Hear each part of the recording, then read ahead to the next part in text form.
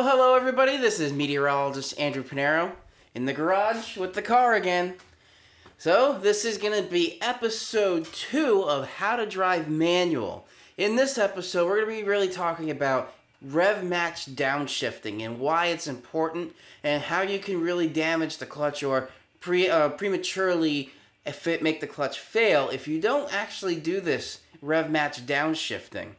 Also with that, we're going to be going into future videos with the clutch itself. What does the clutch look like? Some different parts of the clutch and why rev match downshifting would be important that we're talking about in this episode.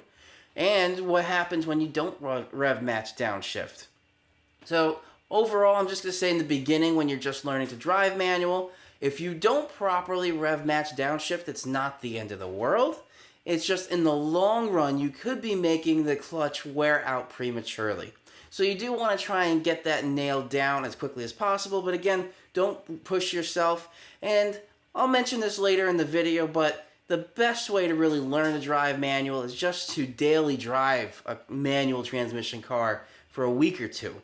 I know it's not very possible unless you actually go out and buy one like I did, but that's really the best way to learn how to drive manual. I knew the mechanics of driving manual going into this, but I never really daily drove manual. So daily driving this has taught me quite a bit, which is why I decided to share my knowledge with you guys and had some people request how to drive manual, so that's where this whole video series is coming from. So again, this is episode 2, specifically on rev match downshifting. Enjoy, everybody.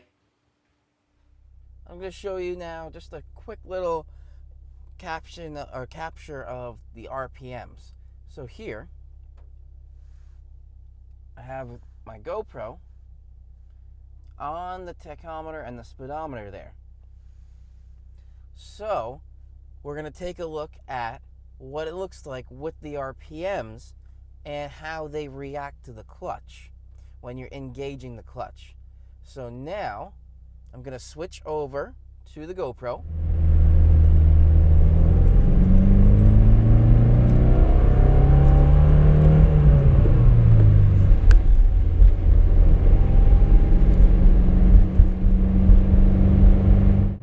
The clutch, and I'll show you what clutches look like in a future episode, but the clutch is spinning independently of the engine when you depress the clutch pedal.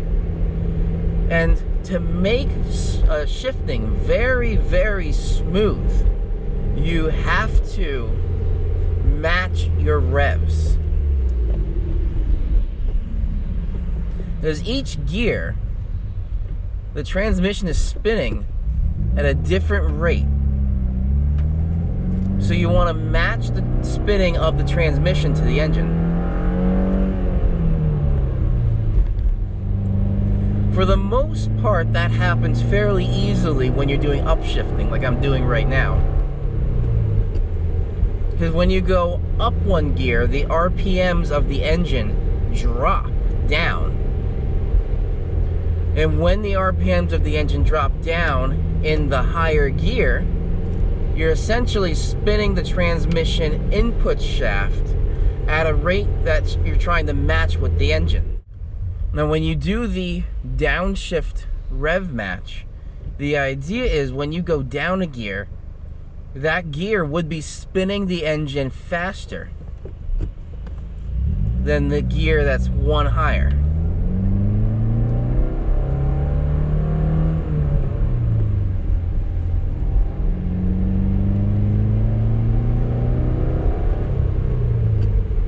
So, rev match downshifting. If you don't get it right away, it's not going to prevent you from driving the car. It will prevent you from driving the car smoothly.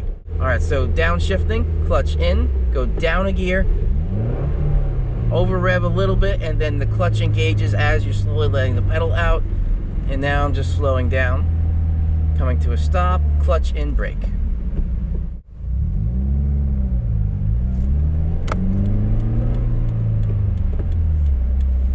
Flooring it.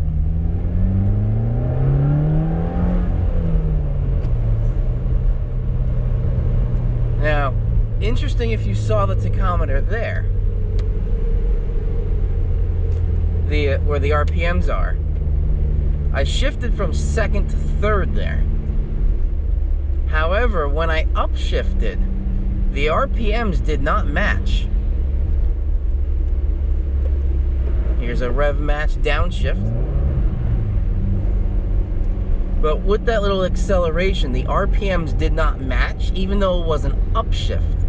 So the clutch engaging had to bring the RPMs of the engine up, which makes it a little bit not smooth, I should say. But it also adds a little extra wear on the clutch. So now this is WRXs, STIs, all these are performance cars, and they do have more performance-oriented clutch, so they can take more wear. But other cars that are kind of like very general baseline cars that have manual, if you do that very often, you're gonna wear out that clutch prematurely. So I hope you guys enjoyed that little bit of a rev match video. In the next video, I'm going to be having a couple more kind of interesting topics of like hill starts, and also I'm going to try and get some used parts for the clutch and with something called the pressure plate, and show you guys what's really going on inside the manual transmission that's really different than with an automatic.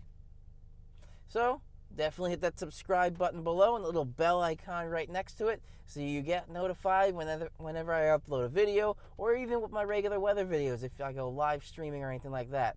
This is meteorologist Andrew Pinero. Have a great day, and remember to check back for the next episode in this How to Drive Manual series.